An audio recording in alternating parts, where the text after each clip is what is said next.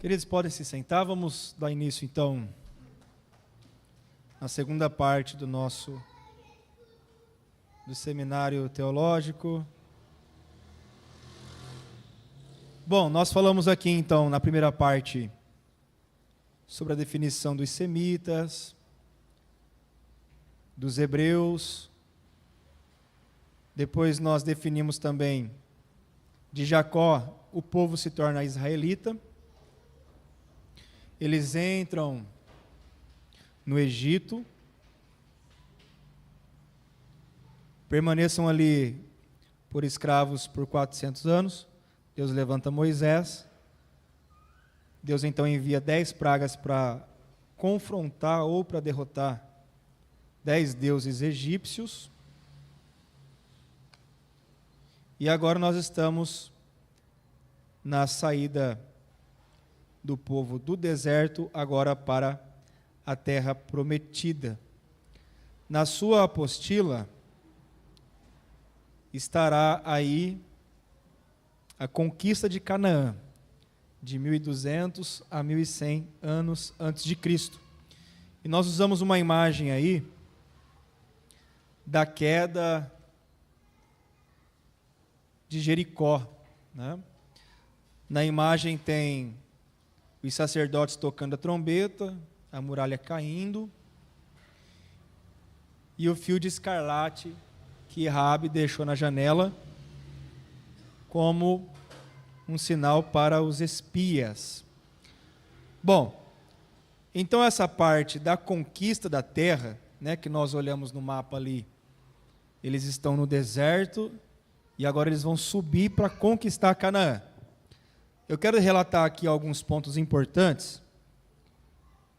Essa história começa em Josué, capítulo 1, se você quiser abrir a sua Bíblia.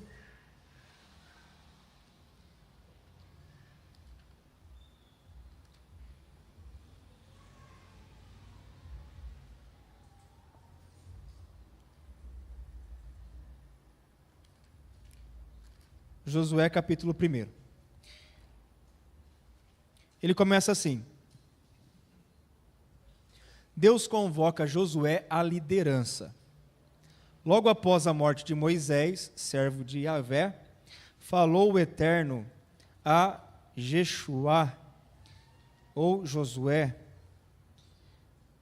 filho de Num, ministro de Moisés, e ordenou-lhe: Moisés, meu servo, morreu, agora levanta-te, atravessa esse Jordão, tu e todo esse povo, para entrar na terra que estou prestes a entregar nas mãos dos israelitas. Bom, no nosso mapa aqui, então, para a gente poder localizar onde acontece isso, eles estavam no deserto, eles conseguem finalmente atravessar o deserto, porém, eles param na parte de trás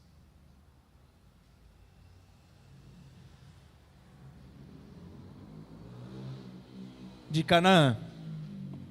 Lembra do cotonete que eu falei para vocês? Ele está ali em cima, ó. Então ali vai ter o Mar Morto, e o cotonete subindo, a haste do cotonete, ele é então o Rio Jordão. Eles fizeram essa volta aqui, ó, passaram por Moabe, passaram por Edom e chegou até em Jericó. Jericó é a primeira cidade lá de cima, do pontinho. É interessante que, quando Moisés estava com o povo, ele atravessou o Mar Vermelho. Como um sinal de autoridade de Deus sobre a vida de Josué, Josué também atravessou um rio. Agora, nesse caso, o Rio Jordão. A primeira cidade que Josué conquista é a cidade de Jericó.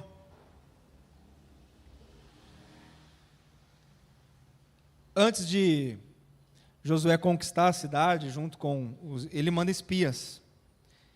Ele manda 12 espias, um de cada tribo, um chefe de cada tribo, e eles precisam fazer um relatório, né, de como é a cidade, se a cidade realmente é boa, se vale a pena ser conquistada. E eles trouxeram o mesmo relatório, né? Eles falaram, olha, a terra é muito boa, realmente a terra mana leite e mel. Algumas pessoas vão dizer que o cacho de uva, né, uma uva deles, era comparada hoje com uma melancia nossa, né? De tão grande que era. Então a terra era muito boa, a terra era muito próspera, muito abençoada. Então o ponto positivo é que a terra realmente era uma terra muito deleitosa. O ponto negativo é que, segundo eles, existiam gigantes. Como que eles chegaram nessa conclusão? Porque era uma cidade fortificada. Jericó era uma cidade que ela era toda fechada de muros. Isso, para aquela época, era uma tecnologia avançada, né? Nós que já assistimos aqui aquela era medieval, né, nós vamos ver que todas as cidades depois eram fortificadas, mas naquele tempo nem todas eram. Mas Jericó ela era fortificada, tinha uma fortaleza guardando Jericó. E como prova do poder de Deus, do avanço de Deus sobre a liderança de Josué, então eles fazem um voto a Deus, então eles começam a rodear, né, Jericó. Na 7ª volta eles então tocam a trombeta, e aí então as muralhas caem para o chão. Eles conquistam a primeira cidade. A segunda cidade que eles conquistam é então a cidade de Ai. Porém, antes de conquistar Ai, eles sofrem uma derrota.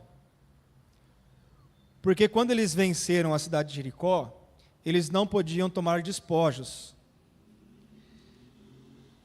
E um servo de Josué, ele guarda para ele uma capa e alguns utensílios. E como forma de reprovação de Deus, eles perdem para uma cidade muito menor do que Jericó. Jericó era forte, era uma cidade fortificada, tinha muros. Ai era uma cidade pequena.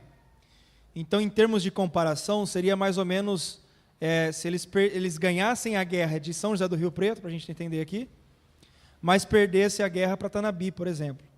Então o exército era menor, o povo era menos expressivo. Então não fazia sentido ganhar de Rio Preto e perder para Tanabi, né? Na visão deles era totalmente... Tanto que Josué fala, não precisa fadigar todo o povo, né? Manda uma parte só do exército para derrotar Ai, porque é uma cidade muito inferior. Porém, eles são derrotados de lá. Josué então ora a Deus, consulta ao Senhor, e então Deus revela que tem um anátema no meio do povo. Esse anátema, então, precisa ser afastado, precisa ser revelado, ali contando que, qual que é a simbologia daquilo? De que Deus, quando Ele dá uma ordem, nós temos que executar ela com total firmeza, com totalidade. Nós vamos ver isso na vida de Saul também. Então, quando Deus dá uma ordem, quando Deus ele pede para que a gente faça algo, nós precisamos fazer com integridade. Com inteiridade. Deus ele pede obediência por inteiro. Depois, então, eles derrotam os gibeonitas, que é esse povo verde aqui. Vocês estão conseguindo enxergar aí? Então, eles conquistam Jericó. Depois, eles vêm aqui para os gibeonitas. Está registrado lá em Josué capítulo 9. Fora as cidades que ele conquista, ele também tem algumas campanhas militares que são expressivas. Por exemplo, a campanha do sul, que é a vitória sobre os reis amorreus, está lá em Josué 10. Essa campanha do sul é aquela famosa campanha onde o sol para, né? Josué capítulo 10, versículo 12. Vamos ler lá comigo? Josué capítulo 10, versículo 12.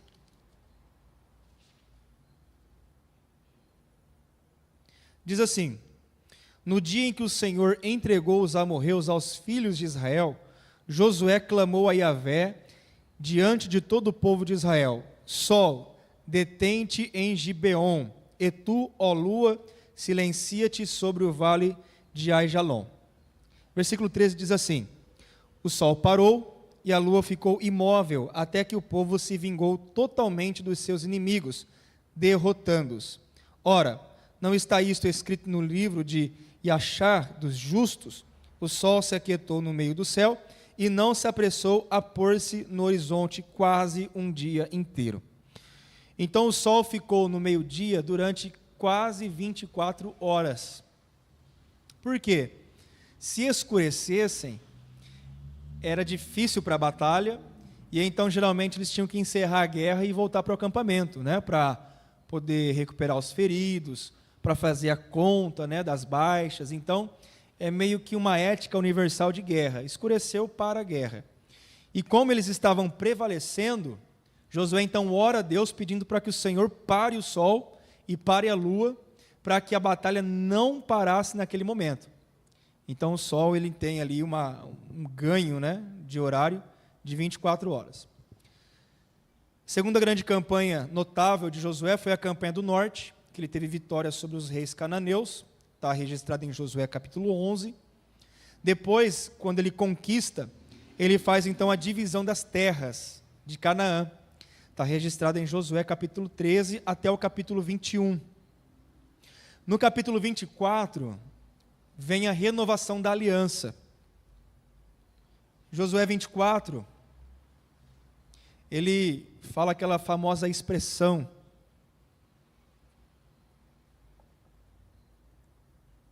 Ebenezer, até aqui nos ajudou o Senhor. E ele diz também: escolhem agora vós, de que lados vocês estão. Porém, eu e a minha casa serviremos ao Senhor. Tá? Então, aquela famosa expressão, ele, depois que conquista, depois que ele estabelece e divide os reinos, então ele dá essa palavra de vitória, né? Eu e a minha família, eu e minha casa serviremos ao Senhor.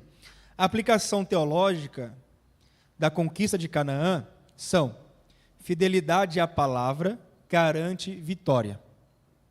Deus luta pelo seu povo, o perigo das alianças sem discernimento, e a terra prometida simboliza a nossa vida em Cristo, ok? Essa aliança sem discernimento, ele vem tratar daquela aliança que Josué não ora a Deus, consultando a Deus, né?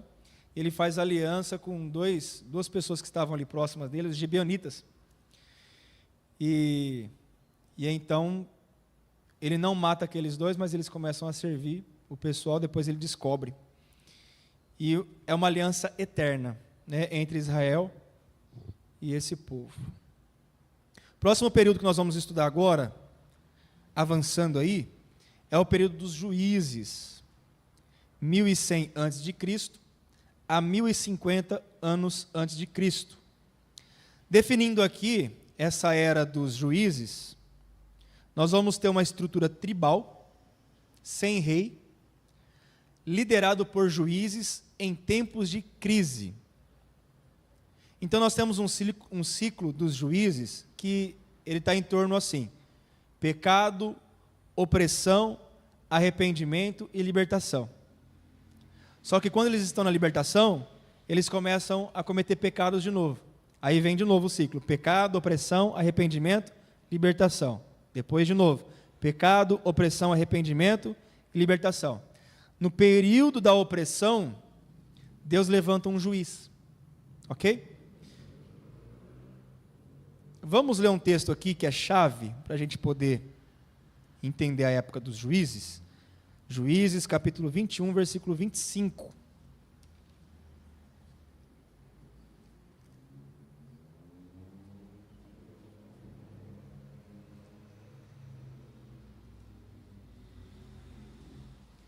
Juízes 21, 25 diz assim: naqueles dias não havia rei em toda a terra de Israel, e cada pessoa fazia o que lhe parecia direito. Então não tinha um rei nacional, não tinha um exército nacional, então cada tribo, ela cuidava dos seus próprios interesses. Era uma política distribuída entre governos de tribo, ok? Então não tinha monarquia naquele tempo, não tinha um rei sobre todo o povo de Israel. Eles eram divididos entre as suas tribos, e cada um cuidava do seu interesse político, espiritual. A unidade nacional só acontecia em momentos de crise quando Deus levantava um juiz. A palavra juiz em hebraico é shofet, que é uma espécie de líder militar, político e às vezes líder espiritual. Então, um juiz naquela época, ele tinha 3 funções. Ele era líder militar, de primeira mão, ele era político e ele era também, às vezes, espiritual. No caso aqui, nós temos a notável profetisa Débora, né? Bom, então o ciclo espiritual. Israel, todas as vezes que eles estavam em paz, eles se desviavam de Deus e adoravam outros deuses dos povos vizinhos. Então o pecado principal de Israel era idolatria. Vamos ler um texto de Juízes, capítulo 2, de 11 a 13.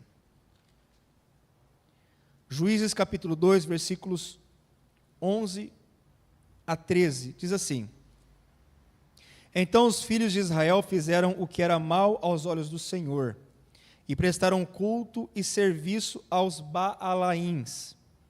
Abandonaram Yahvé, o Deus de seus pais, que os tinha feito sair da terra do Egito, e passaram a servir e adorar vários deuses, cultuados pelos povos ao seu redor, provocando a ira do Eterno.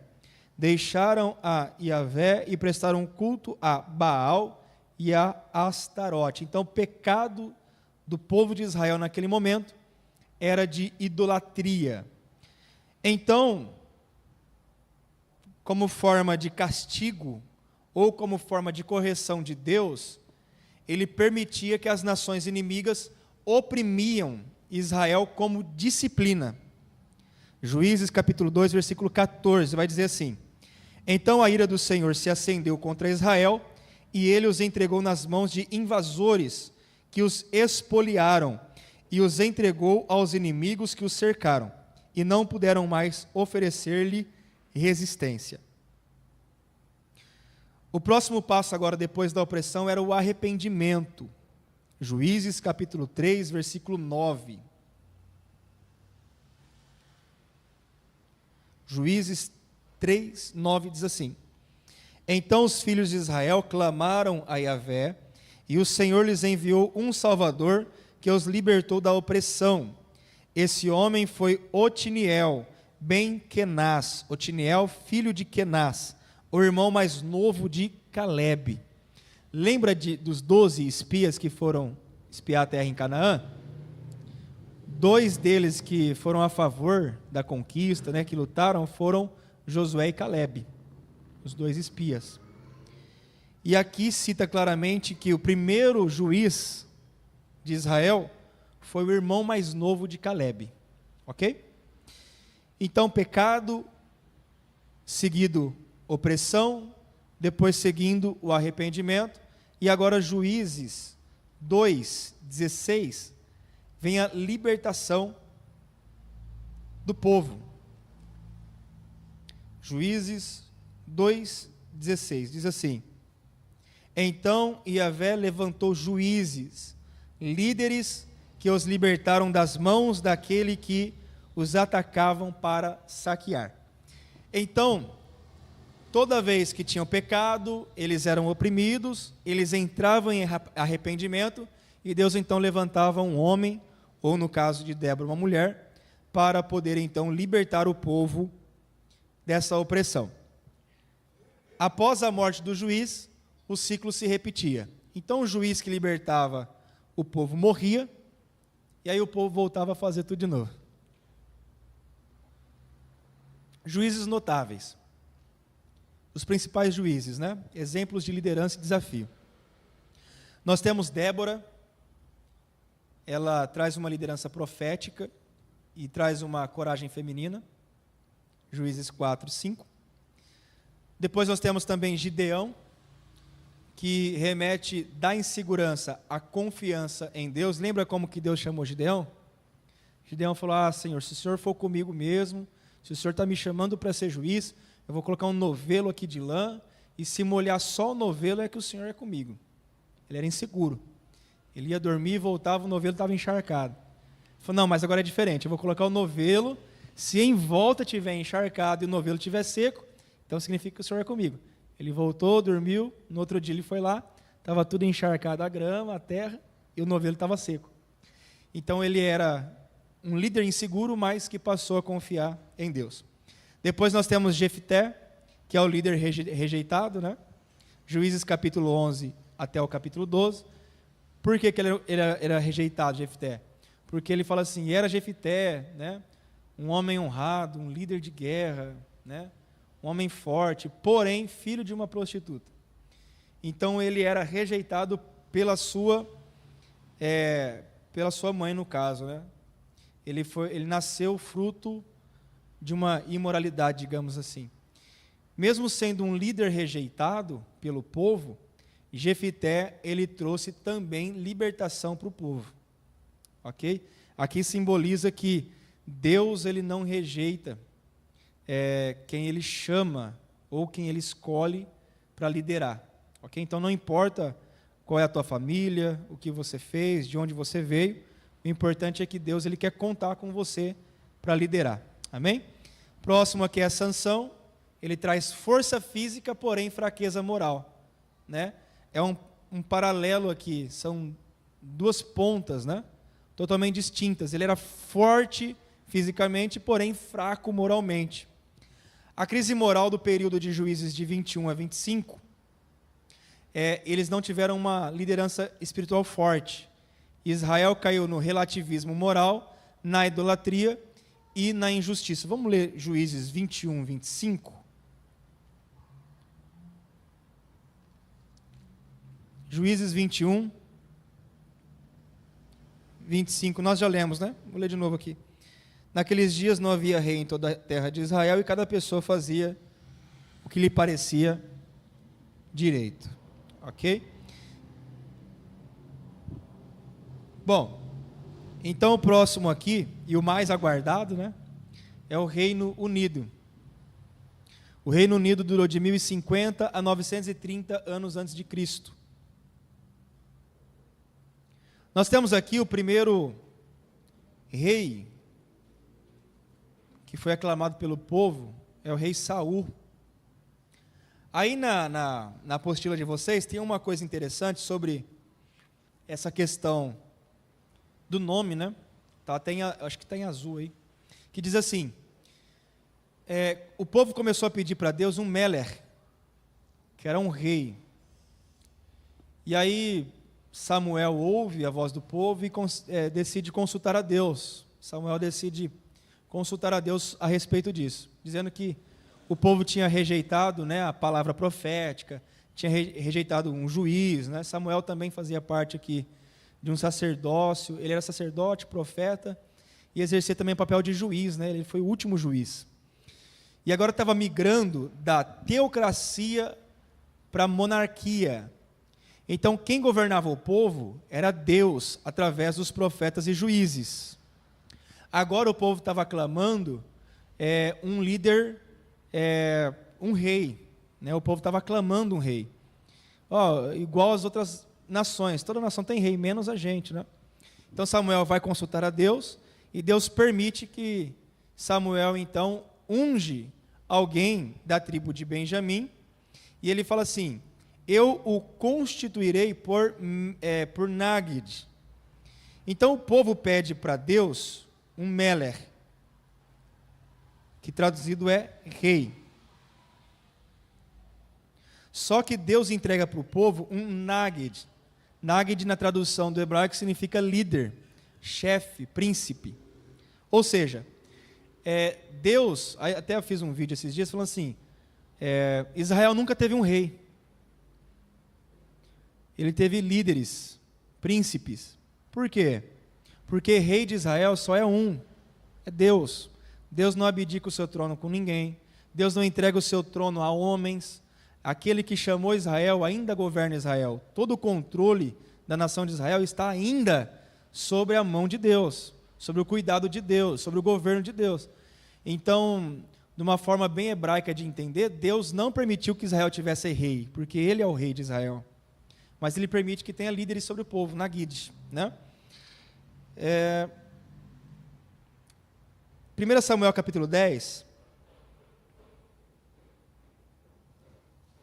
a tradução está bem fiel, ela vai dizer assim, 1 Samuel 10. Samuel havia trazido consigo um frasco de azeite, o derramou sobre a cabeça de Saul, beijou-lhe uma das faces e declarou: porventura Yahvé não te ungiu para seres príncipe sobre a sua herança? Então a palavra de Samuel para Saul é muito clara. Deus não te ungiu príncipe sobre o povo? Então Israel não tem rei. O rei de Israel é o Senhor. Amém? Depois nós temos aqui, Saul é rejeitado pelo Senhor. Nós transferimos então da teocracia, que era o governo de Deus, para o governo monárquico, está dizendo lá em 1 Samuel capítulo 8, versículo 5. O primeiro rei foi Saul. A ascensão de Saul é de 1 Samuel 9 a 10, onde ele é consagrado, e depois a falha espiritual que ele comete está registrada em 1 Samuel 15, 22, 23. Deus rejeita Saul por dois motivos.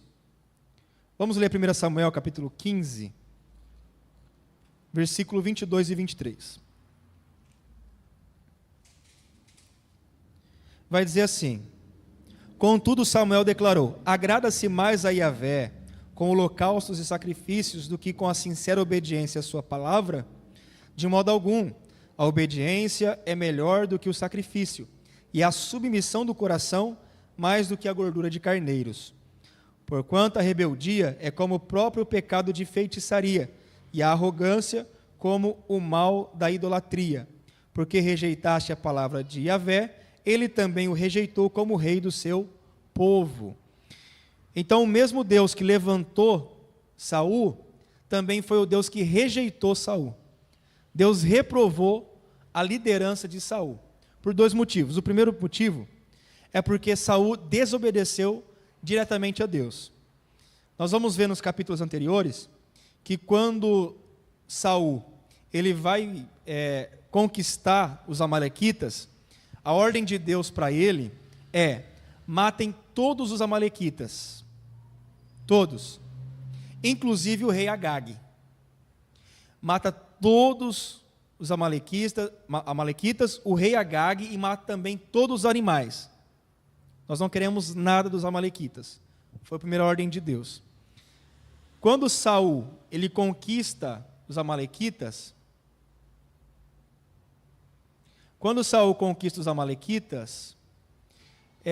ele poupa o rei Agag, ele não mata Agag, e ele também separa alguns animais amalequitas para sacrificar ao Senhor. Então ele não obedeceu a voz de Deus de forma inteira. Ok? Aqui está o primeiro erro de Saul. Por que Davi é chamado o rei segundo o coração de Deus? Porque ele agia segundo a vontade de Deus. Saul aqui, ele chegou de uma forma, ele se orgulhou de uma forma, ele se engrandeceu de uma forma, que agora ele achou que ele poderia até mesmo desobedecer à voz de Deus, a ordem de Deus. Então ele não matou o rei e não matou os animais. Segundo problema de Saul foi usurpar a autoridade sacerdotal de Samuel, sacrificando em seu lugar. Então ele pegou aquelas ovelhas que ele poupou dos amalequitas. Samuel estava demorando para chegar no acampamento. Ele resolve então, sendo rei, sacrificar ali os animais em oferta a Deus. Então, por esses dois motivos, Deus rejeita Saul, pela desobediência e pela usurpação à autoridade. Ele já não estava mais respeitando a autoridade de Samuel na sua vida como uma voz de Deus, como um profeta de Deus para a vida dele. E é interessante que, quando Samuel vai advertir a Saul, ele fala assim no capítulo 15, versículo 23, ele fala assim: porquanto a rebeldia é como o próprio pecado de feitiçaria, e a arrogância como o mal de idolatria. Então ele faz uma comparação aqui, dizendo que a rebeldia é como um pecado de feitiçaria, que o mesmo pecado que as pessoas cometem de fazer magia, né? Fazer feitiçaria mesmo, é como um pecado de rebelião, a rebeldia, né? Mas a rebeldia aqui, que Saul teve, não foi contra os homens, foi contra Deus. Então, quando nós entendemos essa palavra aqui, ela é definida para nós hoje, e muitas pessoas interpretam errado, né? É o seguinte, é quando você deixa de ouvir a voz de Deus para ouvir a voz do homem. É quando você não está mais sobre a bênção do Senhor. Quando você não está mais ouvindo inteiramente a voz de Deus e passa a ouvir agora a voz de homens. Então isso é considerado como uma rebeldia diante de Deus. Não é rebeldia contra o homem, é rebeldia contra Deus. E a segunda coisa é arrogância, é como um mal de idolatria, ok? Deus rejeita Saul como rei e o seu governo passa a ser marcado por tormentos e perseguição a Davi. Segundo rei de Israel foi Davi. A sua ascensão foi em 1 Samuel capítulo 16. Ele foi ungido ainda jovem, ele era muito novo. E conta que o seu pai, Jessé, não tinha chamado ele para a mesa, junto com os outros, porque ele não tinha patente militar, ele era muito franzino, né? Ele era magrinho, ele não tinha condição de ser um general. Porque Jessé já sabia por que Samuel ia lá na casa dele. Samuel já falou, o Senhor me trouxe aqui para ungir um rei. E aí ele então chama os seus filhos, mas quais são os filhos? Militares, né? Maduros, fortes, porque eles acreditavam que o rei de Israel viria dessa patente. Até inclusive Samuel lança, né, aquela famosa frase: porque eu, Senhor, não vejo como o homem vê, eu vejo o coração, né? Então, quando Davi chega ali diante dos irmãos, diante da mesa, então o Senhor confirma que ele é o rei de Israel. Ele seria ungido a rei no lugar de Saul, ok? Davi começa a reinar inicialmente em Judá, ali no lugar de Hebron. Depois do mapa vocês conseguem enxergar aí. E depois, quando Saul morre, então ele governa todo Israel. Conquistas e consolidação. 2 Samuel capítulo 5, ele toma Jerusalém dos Jebuseus e faz dela a capital política e espiritual. Em 2 Samuel capítulo 6, ele leva a Arca da Aliança para Jerusalém, restaura ali o poder espiritual de Jerusalém. 2 Samuel capítulo 8, ele estabelece domínio sobre os filisteus, moabitas, edomitas, sírios e outros. E uma coisa bem interessante também sobre Davi é que a promessa messiânica veio sobre ele. 2 Samuel capítulo 7, versículo 12 a 16. E aí nós temos a queda e a restauração, que foi o pecado que ele cometeu, de adultério e homicídio. 2 Samuel capítulo 11, versículo 12. Vai ter aqui uma imagem. Passa aí para nós, Felipe, por favor. Essa imagem aqui, tem na apostila de vocês, ela é a estela de Dan, de Tel Dan, a estela de Tel Dan. Esse lugarzinho aqui que está grifado aqui, ó, na apostila vocês conseguem ver melhor. É uma inscrição, é um memorial que eles escreveram a seguinte frase. Aqui está escrito: Casa de Davi, Beit Davi, Beit Davi, tá? Beit é casa, né? Beit-Lehem, casa do pão, né? Betseba, Betesda, né? Então Beit é casa no hebraico. Então Beit David. Está vendo aqui que é um triângulo, um Y e um triângulo?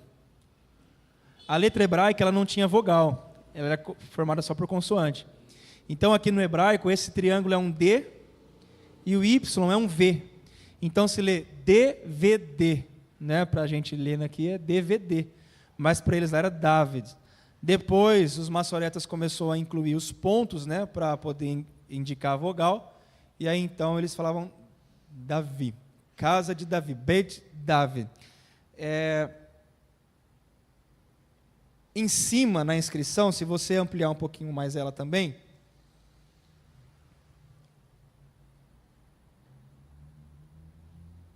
aqui vai estar escrito rei de Jerusalém, na parte de cima, rei de Jerusalém, casa de Davi. Rei é Melech, né, que eu já falei, Melech Yerushalayim. Então, esse aqui é um memorial,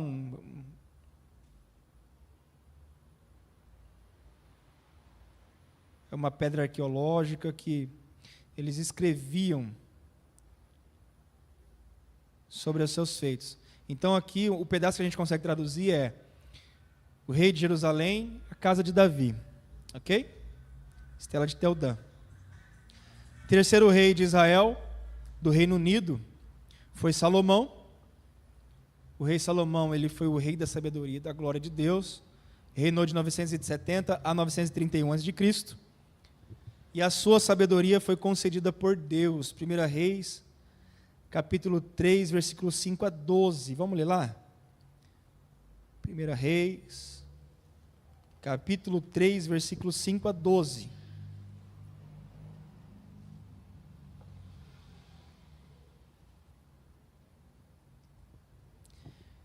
Em Gibeão, Yahvé apareceu em sonho a Salomão durante a noite. Deus disse: pede o que desejares e eu te darei. Ao que Salomão respondeu: tu demonstraste uma grande benevolência para com o teu servo Davi, meu pai, porque ele caminhou diante de ti em fidelidade, justiça e retidão de coração para contigo. Tu mantiveste prodigiosa misericórdia para com ele, e lhe concedeste um filho que hoje se assenta no seu trono. Agora, pois, Yahvé, Senhor meu Deus, constituíste rei a teu servo em lugar de meu pai Davi, mas eu não passo de um jovem que não sabe liderar. Teu servo se encontra no meio de um povo que tu mesmo escolheste, uma população tão grande que nem se pode contar. Dá, portanto, a teu servo um coração sábio, que possa discernir entre o bem e o mal, a fim de que eu possa governar o teu povo com justiça e equidade, pois sem a sabedoria que vem de ti, quem pode governar esse teu grande povo? O desejo de Salomão muito agradou ao Senhor, e por esse motivo Deus lhe declarou, porque foi esse o teu pedido, e já que não rogaste para ti vida longa, nem riqueza, nem a vida dos teus inimigos, mas solicitaste para ti discernimento para ouvir e julgar com justiça, farei o que pediste. Eu te concederei um coração sábio e capaz de discernir com inteligência, como jamais houve antes de ti, e depois de ti nunca haverá. Então, Salomão, ele foi conhecido por ser o homem mais inteligente, mais sábio de toda a terra. Um dos grandes feitos também de Salomão foi a construção do templo. 1 Reis capítulo 6.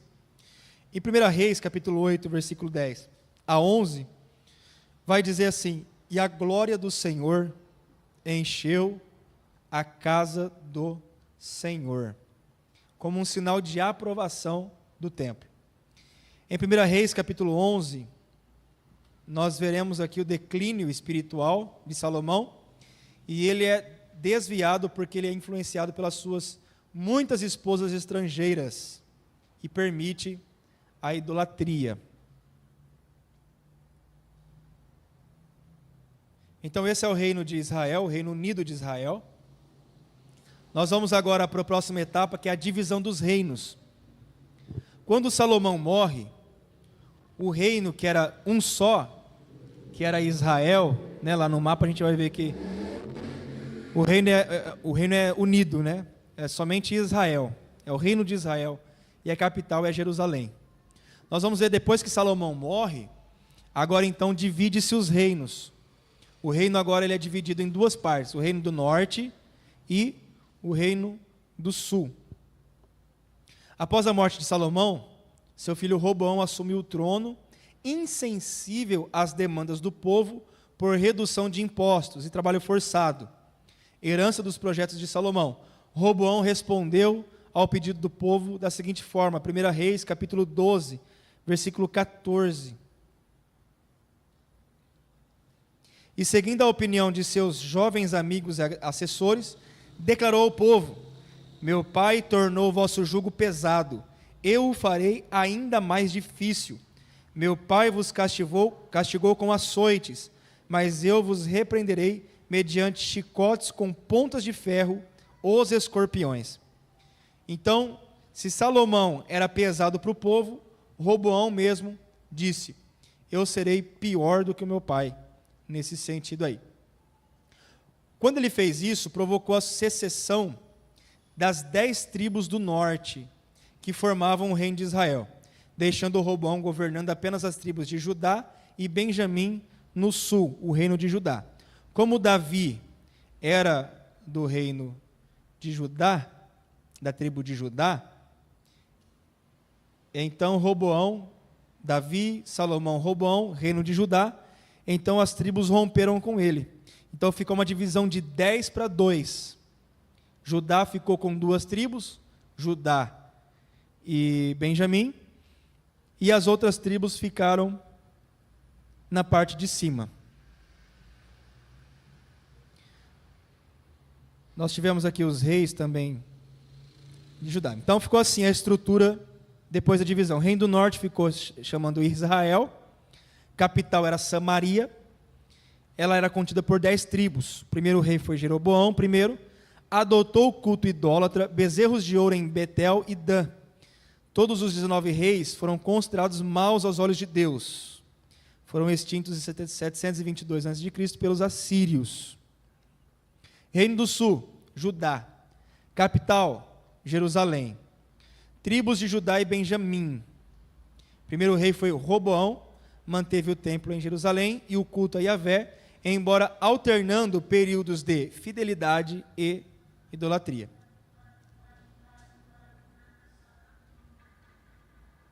Então os reis do norte foram Jeroboão, depois Acabe e Jezabel. Reino do norte aqui é Israel, tá? Então ficou Israel e Judá. Israel ficou com Samaria, Judá ficou com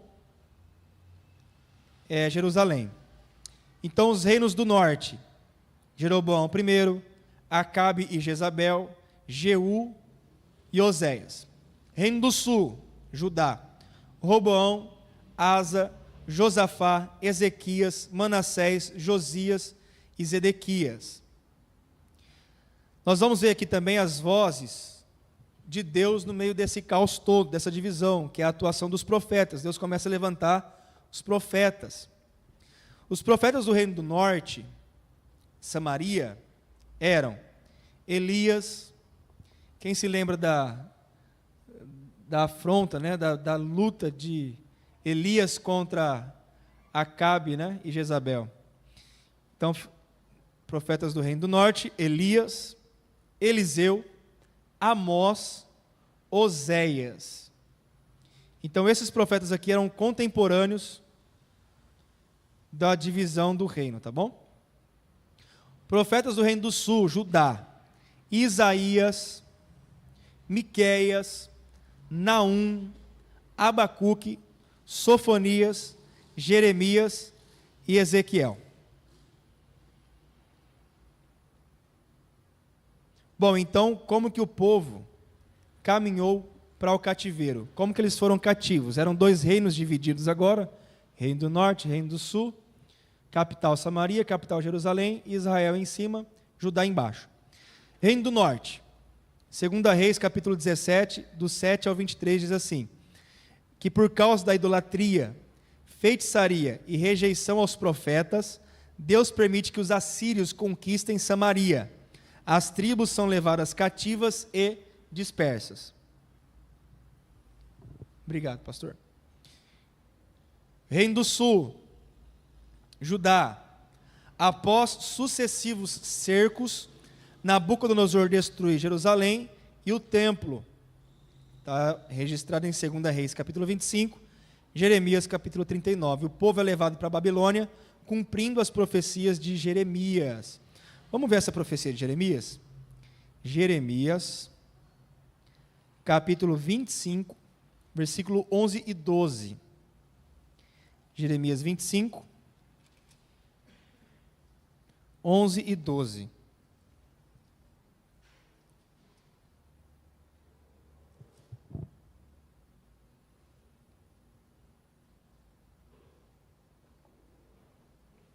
Diz assim: toda essa terra se transformará em um monte de entulho e tristeza, e essas nações servirão ao rei da Babilônia por um período de 70 anos. Quando se completarem os 70 anos, julgarei e agirei contra o rei da Babilônia e a sua nação, a terra dos caldeus e babilônios. Aqui são os dois povos, né?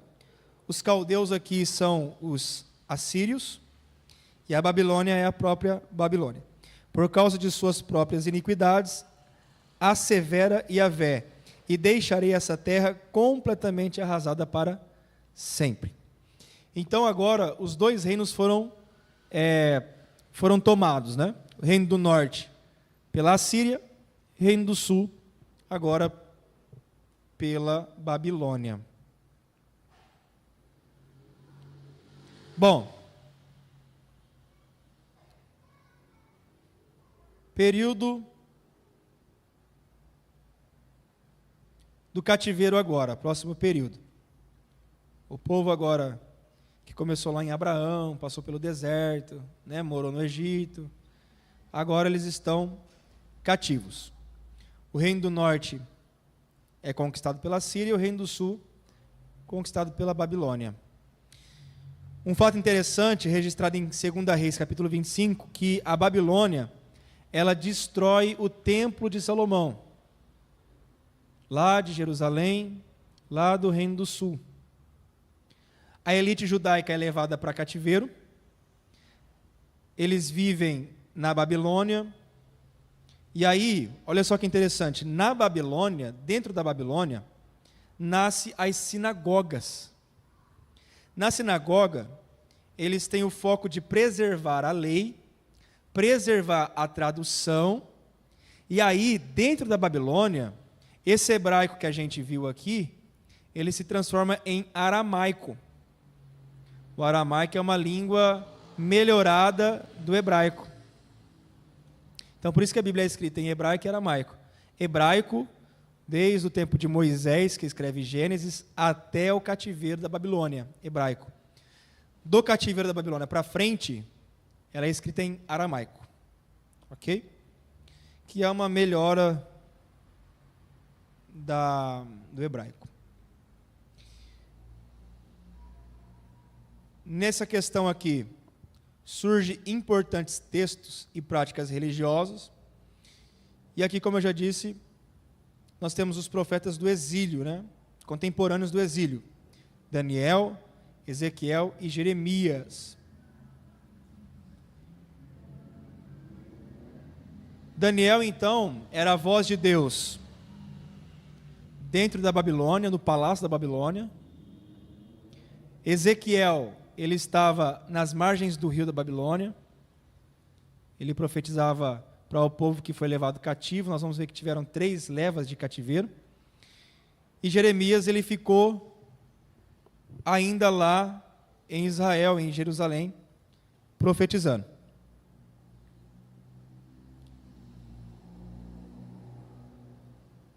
Bom, primeira deportação, 3 deportações. A primeira, 605 a.C., Nabucodonosor, após a vitória sobre o Egito na batalha de Carquemes, leva nobres e jovens instruídos, incluindo Daniel e seus amigos. Segunda deportação, durante o reinado de Joaquim, leva o rei Joaquim, líderes, soldados e artesãos. Ezequiel está entre os deportados. E após a rebelião de Zedequias, Jerusalém é destruída, o templo incendiado e a cidade é saqueada. Então eles sofreram aqui com uma diáspora, né? Que é a dispersação do povo. O povo agora ficou disperso. Divisão do povo durante o exílio. Tinha um grupo da Babilônia, que eram os nobres, os intelectuais, Daniel, Sadraque, Mesaque e Abednego. Tinha também os remanescentes em Judá, que era o povo pobre, deixado para trabalhar na terra. Eles eram liderados por Gedalias, né, que depois foi assassinado. E muitos deles fugiram para o Egito. E levaram Jeremias com eles. Então, de Judá, depois Jeremias desce para o Egito. Grupo do Egito, judeus que fugiram para evitar o domínio babilônico. Jeremias profetizou para eles, Jeremias 44, alertando contra a idolatria, mas foram resistentes.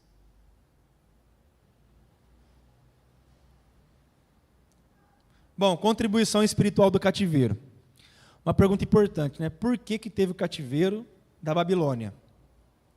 Primeiro, para fortalecer a fé e a identidade judaica, surgiram a sinagoga, surgiu o aramaico. A sinagoga ela tinha o propósito de ser um centro de oração, estudo e comunhão. Eles enfatizavam a guarda do sábado, na leitura pública da lei e na transmissão das escrituras. Aqui também é um segundo ponto muito importante. O cativeiro da Babilônia, de 70 anos, ela serviu para purificar o povo da idolatria. Por que o povo judeu, eles rejeitaram Jesus? Porque Jesus, ele falava a todo momento que ele era filho de Deus.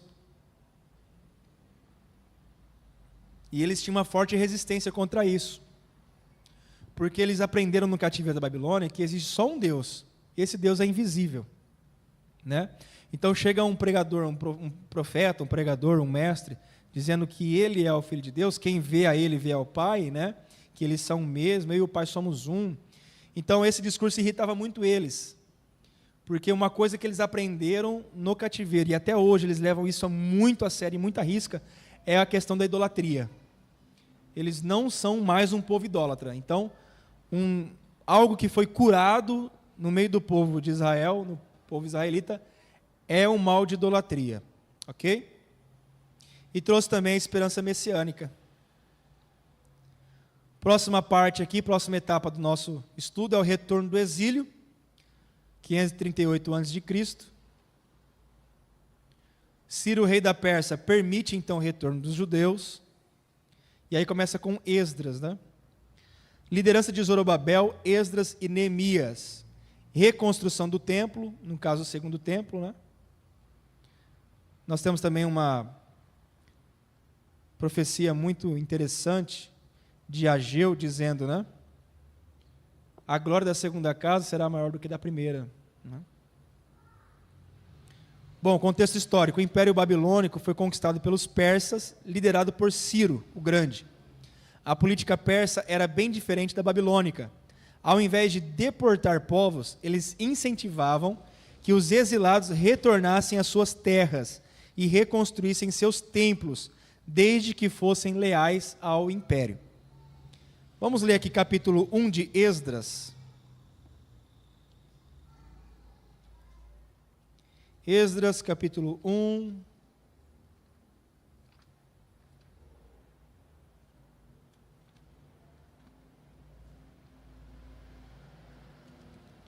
Versículo 2 e 3.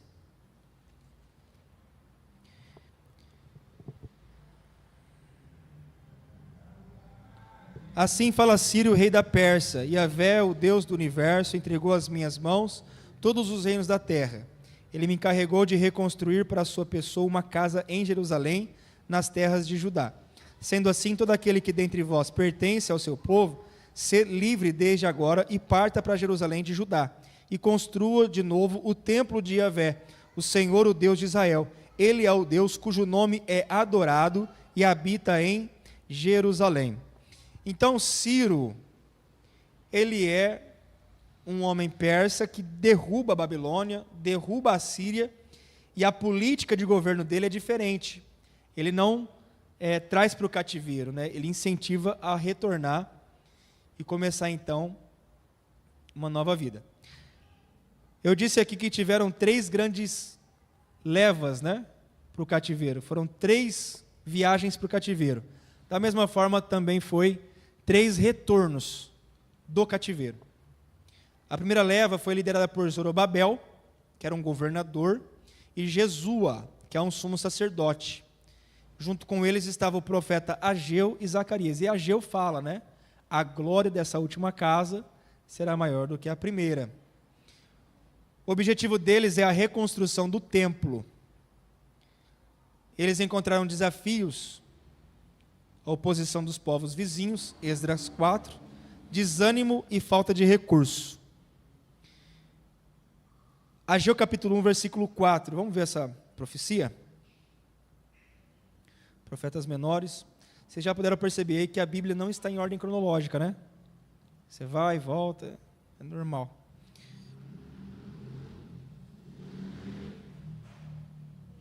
Ageu.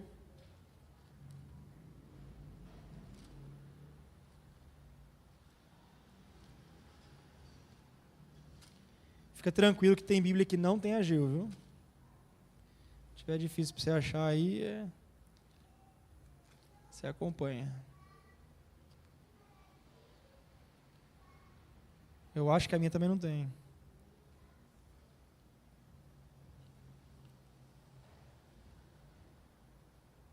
Ageu capítulo 1, versículo 4 diz assim: a palavra de Deus para animar essa primeira leva, fala assim, ó: porventura é tempo de habitares em casas com luxuoso acabamento, enquanto a minha casa continua em ruínas? Em outra tradução está dizendo: enquanto esta casa fica deserta. O templo então foi concluído em 516 a.C., 70 anos após a sua destruição. Segunda leva foi liderada por Esdras. Esdras leva escribas e sacerdotes. O objetivo dele é a restauração espiritual, ensino da lei e reforma religiosa. Está lá em Esdras, do capítulo 7 até o capítulo 10. Ensinou a lei de Deus, a Torá ao povo, combateu casamentos mistos, visando preservar a identidade espiritual e cultural. Aqui começa uma rixa muito grande, porque os judeus eram o único povo ainda conservado, porque voltou do cativeiro. O povo do norte, os samaritanos, eles ficaram lá, e eles precisavam ainda se casar, então misturou o povo, né? Então, por isso que judeu e samaritano não se davam, porque os judeus falavam que eles eram o único povo hebreu, o único povo israelita, né, de sangue puro, e os samaritanos não tinham mais parte agora na promessa de Deus. Então eles queriam deixar os samaritanos de lado, nessa questão política.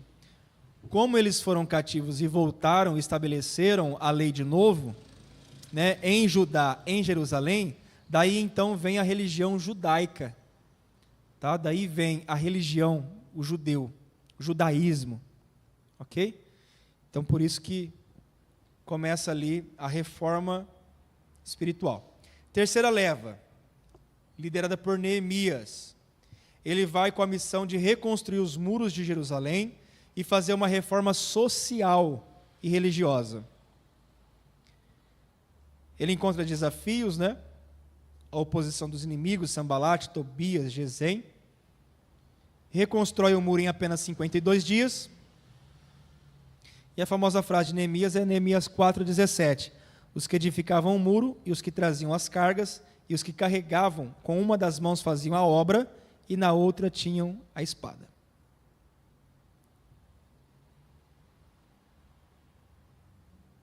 Os profetas contemporâneos dessa época eram Ageu, que Ageu 2,9 profetiza, né? A glória dessa última casa será maior do que a primeira. O profeta Zacarias, capítulo 4, versículo 6 diz: não por força nem por poder, mas pelo meu espírito, diz o Senhor dos Exércitos. E Malaquias, que é o último profeta do Antigo Testamento, e ele denuncia o formalismo religioso, casamento misto e corrupção dos sacerdotes. Malaquias 3,1, ele diz: eis que eu envio o meu mensageiro, que preparará o caminho diante de mim. Essa profecia apontava diretamente para João Batista e indiretamente para o Messias. Algo muito interessante é que o último retorno, trazendo Ageu, Zacarias e Malaquias, ele vai defender uma reforma social. A reforma política estava de pé, que foi a primeira leva, né, com Zorobabel. A segunda reforma foi espiritual, que era com o sacerdote Esdras. E a terceira reforma precisava ser social. Malaquias capítulo 3, versículo 10, ele tem ali uma dualidade. O templo, ele servia como uma balança de justiça social. Malaquias 3,10 fala: trazei os dízimos à casa do tesouro, para que haja mantimento na minha casa. Um pouco mais para cima, no versículo 6 e 7, se eu não me engano, ele vai dizer: para que nós possamos socorrer os órfãos, as viúvas e o peregrino. Então tinha dois tipos de corrupção naquela época. Primeiro, do povo que não entregava o dízimo na casa de Deus. E segundo, o povo da casa de Deus, os sacerdotes corruptos, que não repassavam para aqueles que socialmente eram mais desprezados. Então é uma balança, né? Então aí Deus adverte, né? Deus fala que se entregar, se confiar em Deus, o Senhor abriria os céus, né? Mandaria chuva, enfim, abriria as janelas dos céus, abençoaria. Então o templo naquele período, naquela fase, ele servia como balanço social. Quem tinha mais entregava na casa do tesouro, para que o sacerdote, junto com os escribas, né, junto com os outros ali, os servos, eles poderiam então, os levitas, eles poderiam fazer uma administração e distribuir também entre o povo, ok? Fazendo ali uma obra social.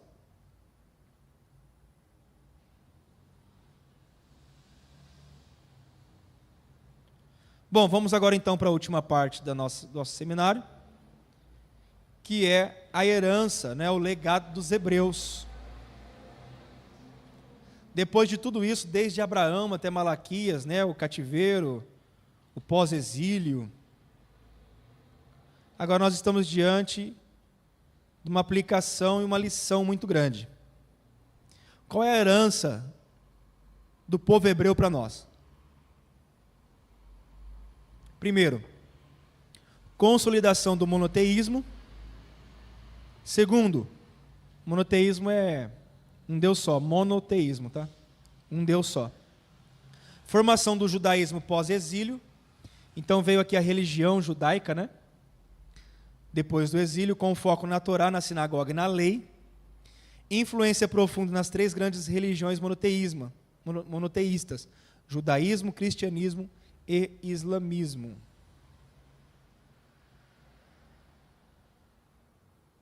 Bom, o legado. Primeiro legado, monoteísmo absoluto. Os hebreus foram pioneiros em estabelecer a ideia de um único Deus, Criador dos céus e da terra, totalmente distinto da criação. Deuteronômio 6,4, ele traz um conceito que revolucionou o mundo antigo, que era dominado por religiões politeístas e panteístas. Algo interessante é que o povo de Deus já foi chamado de ateu. Sabiam disso? O povo de Deus era chamado de ateu, porque todos tinham Deus, né? Deuses. E aí perguntava para o Deus hebreu: qual é o seu Deus? Ele falava: não tem nenhum Deus. Meu Deus é invisível, né? E ele era considerado um ateu. Então, mas então você é um ateu? Você não crê em Deus? Não, creio, mas não nesse Deus, né? Deus de barro, Deus de madeira. Impacto nas três grandes religiões monoteísta: judaísmo, que herdou a tradição hebraica; o cristianismo, que surgiu dentro do judaísmo, né? A linha teológica. Hoje nós temos aqui a influência do Ocidente, muitos modelos judaico-cristão, né? Por exemplo, casamento, escola, tudo isso é modelo judaico-cristão, tá? E o islamismo também remonta a Abraão, Ibrahim, e reconhece a tradição monoteísta dos hebreus. Legado ético e moral: o Deus dos hebreus não é apenas criador, mas também é moral, justo e santo. Código moral: as tábuas da lei de Êxodo 20 estabeleceram princípios éticos universais como não matar, não roubar e não mentir. Olha só, pessoal, a herança que nós temos até o dia de hoje, que veio dos hebreus. Nós temos leis que foram copiadas deles. A lei de não matar, não roubar, não mentir. A lei também de respeitar os pais, de amar a Deus acima de tudo. Esse modelo de ética influencia até hoje códigos legais e constituição de muitos países. Legado cultural e literário. A Bíblia hebraica compõe um dos maiores registros históricos, religiosos e literários da humanidade. Preservação da escrita. O povo hebreu foi um dos poucos povos da antiguidade a desenvolver uma tradição de escrita contínua e preservada. A prática de copiar, estudar e transmitir a Torá garantiu a continuidade do conhecimento e da cultura. Influência. A Bíblia é o livro mais traduzido, lido e estudado da história. Inspira até hoje teologia, filosofia, literatura e arte. Ok? Muitos contos da literatura, ela é remontada em cima de histórias da Bíblia. Vocês sabiam disso? Por exemplo, Moby Dick é uma remontagem que traz um senso, né, daquilo que é grandioso, a baleia Moby Dick, aquilo que é grandioso contra a impotência do homem, né, que tenta enfrentar a Deus, tenta conquistar a Deus. Então, Moby Dick é uma literatura que tem a alusão e a influência, né, da Bíblia. Temos também os irmãos Karamazov, né? Karamazov, os irmãos Karamazov também, que é uma obra que retrata mais ou menos Abel e Caim, né? É uma história muito parecida. Enfim, nós temos várias literaturas aí que são de influência de histórias bíblicas, né? Bom, legado social e comunitário, identidade coletiva. O povo hebreu sobreviveu a perseguições, exílios, diásporas e guerras, mantendo sua identidade cultural, religiosa e espiritual. Então, a identidade do povo, ela manteve-se intacta, apesar do exílio, apesar da perseguição, né? Ela ainda continua de pé até o dia de hoje. Educação como pilar.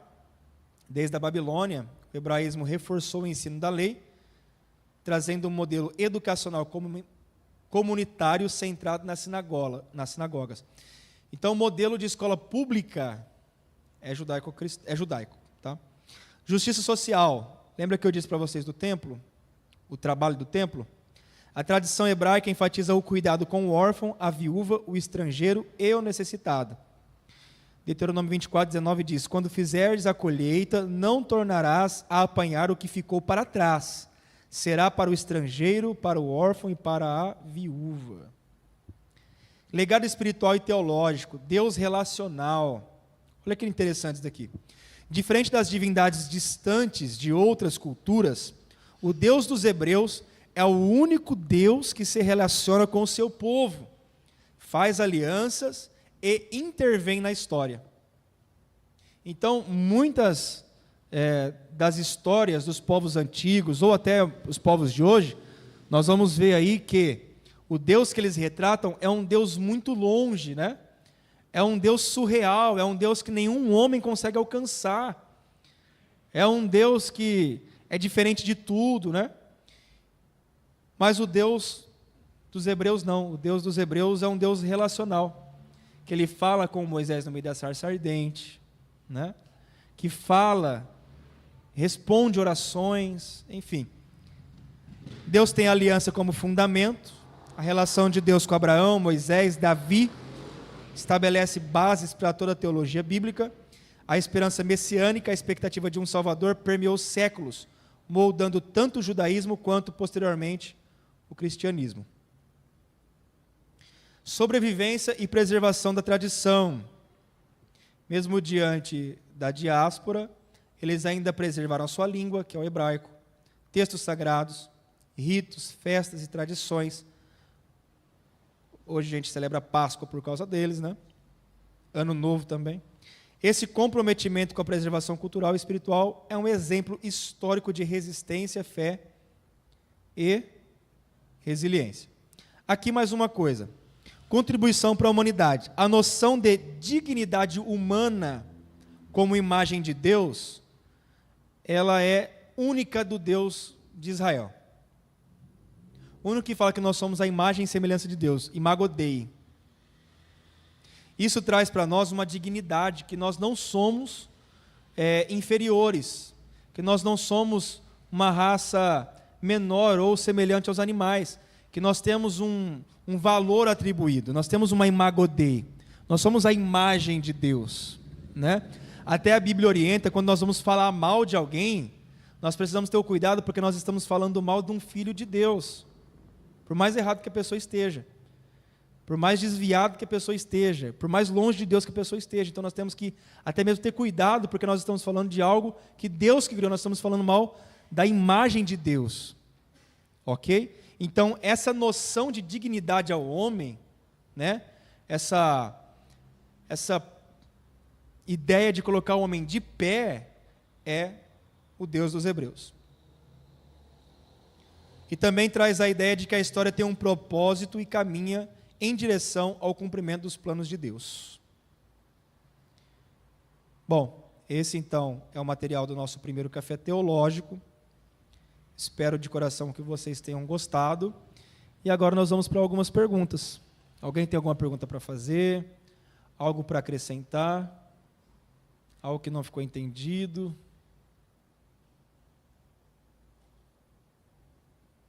Calma, gente, um de cada vez, por favor. Vou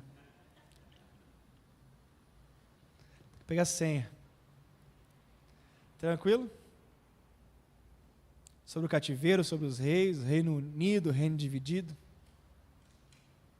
Tranquilo? Então tá bom. Agradeço a todos de coração. Esse material é para vocês poderem estudar, pesquisar quando vocês quiserem. E quero também aqui agradecer o pessoal lá do Santo Antônio, que participou com a gente, também o pessoal da sede. Temos aqui os nossos assessores, né, que nos ajudam aqui na congregação. Amém? Finalizamos mesmo? Podemos encerrar? Então tá bom. Deus abençoe a todos. Obrigado.